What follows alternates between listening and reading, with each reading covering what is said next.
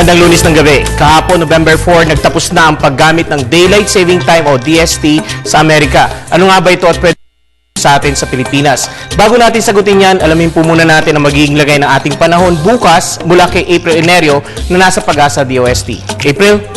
Salamat Prof. Edmond sa ating ulat panahon. Apektado ng Intertropical Convergence Zone ng Mindanao habang naapektuhan naman ng cold front ang Northern Luzon. Kaya sa lagay ng panahon natin ngayon hanggang bukas, ang later provinces at Mindanao ay makakaranas ng occasional light to moderate rains or thunderstorms. Habang ang mga rehiyon ng Ilocos, Cordillera, Cagayan Valley kasama na ang probinsya ng Aurora ay makakaranas naman ng mahihinang pag-ulan.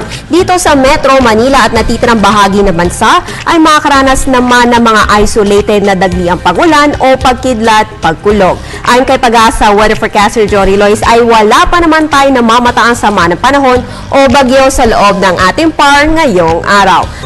Sa iba pang balita, dahil sa umiiral na northeast monsoon, nakataasan din warning sa northern seaboards ng Northern Luzon, tulad ng sa mga probinsya ng Batanes, Calayan at Babuyan groups of islands, sa Ilocos Norte at northern coast ng Cagayan. Kasama na rin ang western seaboards ng Northern Luzon, sa Ilocos Sur at La Union. Kaya't inaabisuhan ng mga mangingisda na medyo delikado po ang pumalaot dahil sa malaking alon na dulot ng amihan. Samantala, paalala naman sa ating mga kababayan na huwag kalimutang magdala ng payong bilang panangga sa posibleng pag-ulan. At yan ang latest mula dito sa Pag-asa DOST. Para sa Telebisyon ng Bayan, April Enerio. Balik sa iyo, Prof. Edmond. Salamat, April. Kahapon nga ay nagtapos na sa paggamit ng Daylight Saving Time o DST sa Amerika. Ang ibig sabihin nito ay balik na sa normal na oras ang gagamitin nila sunod na araw. Ang Daylight Saving Time ay ang pag-adjust o ang pag-advance ng isang oras sa normal na ginagamit natin. Halimbawa, ang dapat na alas 6 ng gabi ay magiging alas 5 ng hapon. Nagsimula ang idea ng paggamit ng Daylight Saving Time taong 1784 kay Benjamin Franklin, isang scientist at statesman sa Amerika. Ayon sa kanya, mas magiging productive ang isang tao sa panahon ng spring hanggang autumn o kung kailan mas mahaba ang daytime sa Amerika sa pamamagitan ng pag-advance ng oras. Magagamit ang natural na liwanag ng araw sa mga iba't ibang activities ng isang tao at makakatipid pa ito sa paggamit ng kuryente na kung saan sa oras ng gabi ay maliwanag pa rin.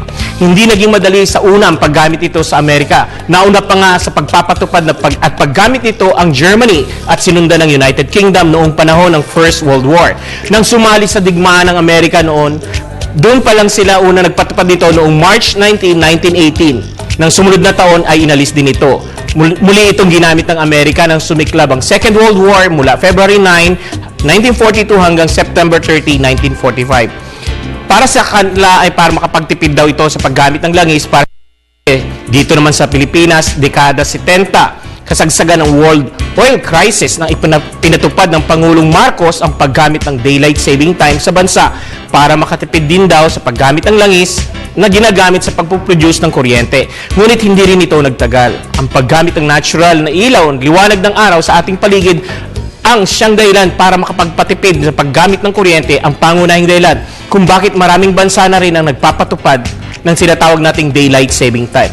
Sa panahon na kung saan mas mahaba ang oras ng liwanag ng araw sa maghapon kesa sa gabi.